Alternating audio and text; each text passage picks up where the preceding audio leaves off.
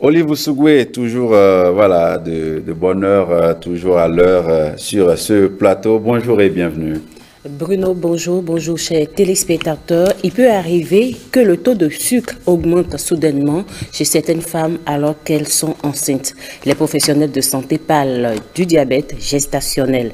Lorsque la maladie est diagnostiquée tôt et prise en charge, on peut arriver à stabiliser le taux de sucre dans l'organisme de la femme enceinte.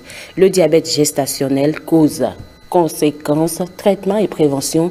Nous en discutons ce matin avec notre invité, le gynécologue obstétricien Zaïd Olatounji. Bonjour. Bonjour. Merci d'avoir accepté notre invitation. Je vous en prie, c'est un plaisir. Alors, comment expliquez-vous qu'un sujet sain au départ développe le diabète au cours de la grossesse? Comment l'expliquer? En général, il y a des facteurs de risque. Souvent, il va s'agir de sujets qui ne sont pas connus diabétiques, mais qui ont un antécédent, par exemple, de parents diabétiques au premier degré. Ça peut être des individus aussi avec une surcharge pondérale, ou des gens qui ne se savent pas diabétiques, qui précédemment ont, par exemple, eu à avoir des gros bébés, des bébés de plus de 4 kg au cours des grossesses précédentes, ou des bébés de plus de 4 kg, ou des patientes même qui ont eu des morts fœtales in utero. C'est-à-dire, elles vont vous dire, oui, une des grossesses précédentes, je ne sais pas pourquoi, je suis arrivé à 6 mois ou à 7 mois et brutalement, à 7 mois, j'ai perdu le bébé. Je suis allé un jour, on m'a dit que le bébé n'était plus vivant. Voilà. Alors, donc, à quel moment justement vous arrivez à détecter la maladie au niveau de ces femmes? Idéalement, en fait, déjà, il faut comprendre que le diabète gestationnel, on peut définir ça simplement, en fait, comme une femme qui est enceinte, mais dont l'organisme n'arrive plus à réguler les taux de sucre. Voilà. Et cela a été découvert pendant la grossesse. Dans ce groupe, il y a deux nuances. Allez-y. La première nuance, ce sont des patientes, en fait, qui étaient diabétiques de type 2, mais qui ne se connaissaient pas diabétiques. Okay. Et cela a été découvert pendant la grossesse. Et le deuxième groupe, c'est des patientes qui ne sont pas diabétiques et à partir de 6 mois, de 24 semaines d'aménorrhée à peu près, l'organisme n'arrive plus à réguler les taux de sucre. On va avoir une élévation des taux de sucre à ce moment-là. Alors, lorsque vous suivez les femmes enceintes, est-ce qu'il y a des signes qui vous alertent pour que vous puissiez identifier que cette femme, elle développe le diabète si éventuellement les tests ne sont pas faits préalablement? On ne va pas dire qu'il y a de signes. Un des signes qui peut alerter, c'est par exemple lors des suivis au cours des échographies de grossesse, on va se rendre compte qu'un bébé prend beaucoup plus de poids par rapport à son âge gestationnel. Ça peut alerter, mais idéalement, c'est pas ça. En fait, ce qu'il aurait fallu, c'est déjà de pouvoir, au cours de l'interrogatoire, lors des premières consultations prénatales, vérifié ces facteurs de risque-là pour pouvoir adapter la prise en charge, en fait. Et le dépistage. D'accord. Voilà. Vous parlez du fait que parfois, à un moment donné, l'organisme n'arrive plus à réguler le sucre dans le sang pour la femme enceinte et ça peut déclencher le diabète de grossesse. Quel est l'organe qui est responsable donc, de cette régulation et qui manifestement... J'ai envie de dire tombe en panne pendant la grossesse. C'est le pancréas qui est censé sécréter ce qu'on appelle de l'insuline. L'insuline va permettre en fait aux cellules d'intégrer le glucose à l'intérieur des cellules. Voilà. Donc ce qui se passe, c'est un certain nombre de phénomènes. Il y a ce qu'on appelle l'hormone lactogène placentaire qui spécifiquement va être sécrété par le placenta à partir de 24 semaines. Et justement, chez ces personnes qui sont prédisposées, l'organisme ne pourra pas suivre la cadence. Il va s'installer ce qu'on appelle une insulinorésistance. En fait, donc l'organisme ne pourra pas suivre la cadence et il va en résulter que le taux de sucre dans le sang sera plus élevé en fait que la normale. Alors, vous avez parlé des sujets qui sont prédisposés. Est-ce que des sujets sains peuvent développer la maladie au cours de la grossesse du fait de leur alimentation ou Du fait de leur alimentation, je dirais non. C'est-à-dire que si un sujet sain qui n'est pas prédisposé consomme beaucoup de sucre, c'est vrai qu'on va avoir une hyperglycémie, mais l'organisme aura quand même tendance à réguler, malgré tout. Aura tendance à réguler. Le diabète gestationnel va s'installer chez des sujets qui, en fait, je vais essayer de l'expliquer simplement. En temps normal, l'organisme est capable de réguler. Je n'ai pas dit qu'il faut consommer du sucre à gogo, n'importe comment. L'organisme, il est capable de réguler. Mais chez certaines personnes, elles sont prédisposées, mais en fait, c'est l'état de grossesse qui va révéler la faiblesse de l'organisme. Et tout à l'heure, j'ai parlé des deux groupes, ceux qui étaient déjà diabétiques, mais qui ne se connaissaient pas, qu'on va découvrir pendant la grossesse, et ceux qui ne l'étaient pas du tout, mais cette faiblesse va se révéler. Et ce qui se passe, c'est qu'après la grossesse, dans ce second groupe, l'organisme va recommencer à réguler normalement. On va en parler. Voilà. Alors, docteur, la grossesse est déjà difficile à porter pour certaines femmes. Et lorsque le diabète s'y mêle, je suppose qu'il y a des complications. Oui. En fait, ce qu'il faut comprendre, c'est que lorsque le taux de sucre est élevé dans le sang de la mère, le glucose, il traverse le placenta. Donc, ça va être le cas pour le fœtus. Mais lui, il n'est pas capable de supporter ces grosses quantités de sucre. Donc, il va grossir, il va grandir plus vite qu'il ne faut. Donc, ça va donner ce qu'on appelle des macrosomies, des bébés avec un poids supérieur à 4 kg. 4 kg. Et ça peut entraîner des complications au moment de l'accouchement. Déjà, même avant l'accouchement, si les taux de sucre sont très élevés, on peut avoir ce qu'on appelle des morts fœtales in utero. C'est un bébé qui va mourir, comme je disais tout à l'heure. Et la signature, c'est qu'il n'y a pas de signe annonciateur. Une patiente peut faire une écho aujourd'hui et que 2 jours après, dit je sens plus le bébé bouger, on contrôle, on se rend compte qu'il n'y a plus d'activité cardiaque. Donc ça vient vraiment sans signe prémonitoire. Alors dès que vous diagnostiquez le mal, comment est-ce que vous prenez en charge? Quels sont les conseils Comment est-ce que vous prenez ces femmes en charge? Je vais terminer avec les complications. Oui, allez-y. Parce qu'après la macrosomie, en fait, un gros bébé, ça va se manifester aussi par un certain nombre de problèmes qui peuvent survenir au moment de l'accouchement. C'est ce qu'on appelle la dystocie des épaules, c'est-à-dire qu'un bébé dont la tête va sortir, mais les épaules, comme elles sont larges à cause du poids, vont être bloquées.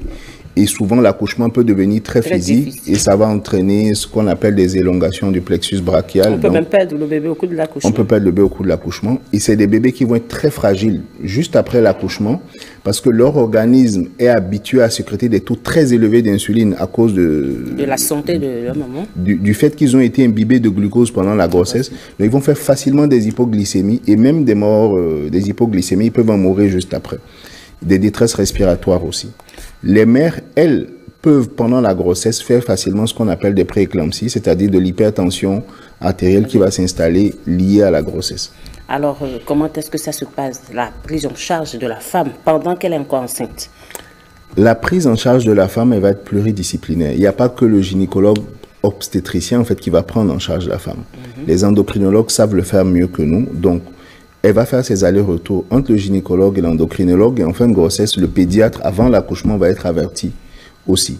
C'est essentiellement 2 éléments. La première chose, c'est l'hygiène, les mesures hygiéno-diététiques, c'est-à-dire il va falloir consommer moins de sucre, consommer des aliments avec un apport calorique beaucoup plus bas. Et chez beaucoup de femmes, ça va permettre d'atteindre les objectifs, c'est-à-dire de baisser les taux de sucre dans l'organisme. S'il y a un échec, à ce moment, le diabétologue va instituer de l'insuline en supplément, c'est des injections qui vont se faire, qui vont permettre de baisser ce taux de sucre.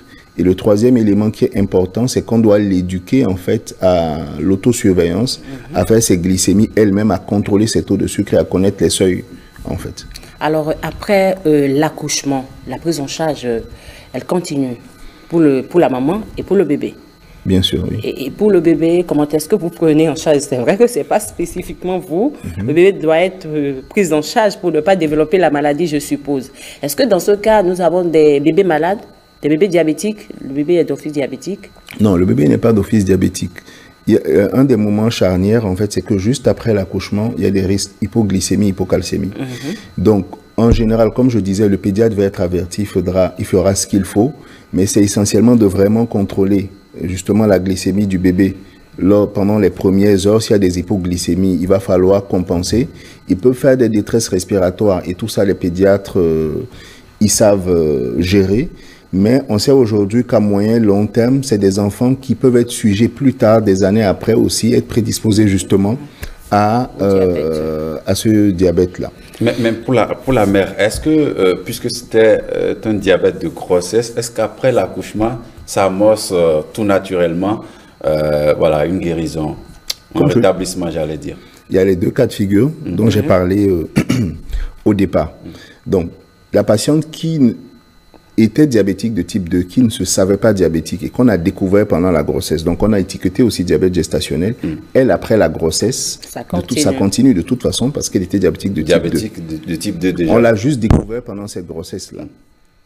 Et pour celle qui était tout à fait, qui régulait correctement et où, dans lequel c'est-à-dire le diabète s'est installé à partir de 6 mois de grossesse, après l'accouchement, les taux de sucre ont tendance à redevenir normaux, l'organisme recommence à réguler. Sauf que parmi celles-là, une bonne partie, dans les années qui vont suivre, jusqu'à 25 ans après, peuvent devenir des diabétiques de type 2 authentiques. Donc, on doit les surveiller. À 6 semaines déjà après l'accouchement, on va refaire une glycémie ou une hyperglycémie provoquée, mais elles devraient faire leur dépistage de façon régulière dans les années qui vont suivre, parce qu'il y a une probabilité, elles doivent être informées, de devenir diabétiques de type 2. Alors, docteur, dans ce cas, lorsque la femme accouche, est-ce qu'elle peut allaiter son bébé? Oui, c'est ce qui est préconisé, c'est la mise au sein précoce, parce que je vous ai dit que le risque principal pour le bébé, c'est de faire une hypoglycémie.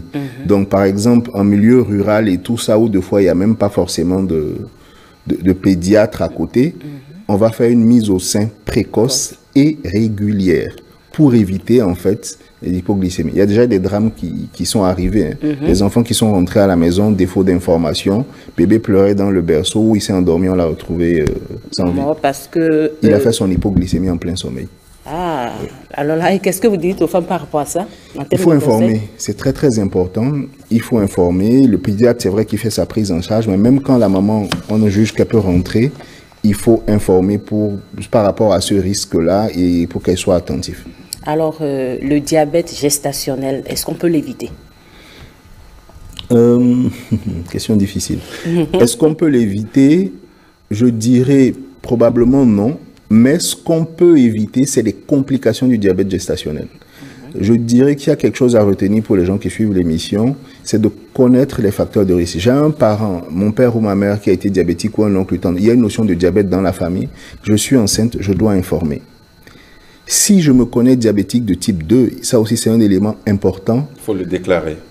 Non, avant de tomber enceinte, je dois être sûr que j'ai des taux de sucre normaux. Sinon, les risques de malformation sont multipliés. Ok. C'est très très important. Donc on doit avoir un certain équilibre de sucre. Et prendre même parfois l'avis du spécialiste avant de tomber enceinte. Bien sûr, avant de tomber enceinte. Quand on a un projet de grossesse, on doit vérifier. Ce n'est plus l'avis de monsieur. Ce n'est plus l'avis de monsieur et de madame. Voilà. Alors, docteur, merci beaucoup. Je vous en prie. Merci beaucoup, docteur Zaïd Olatunji. Je rappelle que vous êtes gynécologue obstétricien. Merci d'être passé sur ce plateau en compagnie de Olive Oussougoué pour nous parler du diabète de grossesse ou diabète gestationnel. J'espère que ces femmes enceintes en ce moment qui sont peut-être dans la situation de diabète gestationnel ont pu tirer le maximum de conseils. Pour celles qui ne le sont pas encore, si vous êtes diabétique de type 2, il faut discuter d'abord avec votre gynécologue, le médecin et même votre diabétologue avant tout projet, pour être sûr avant tout projet de grossesse. D'accord. Tout ça avec monsieur, sinon c'est autre chose. Hein. Allez, merci beaucoup, docteur. On va vous retrouver très prochainement quand on aura d'autres maladies à mettre ici, un sujet sur tapis qui a trait avec, bien entendu, la femme. Et l'homme aussi. L'homme, voilà. Et surtout votre domaine, la gynécologie.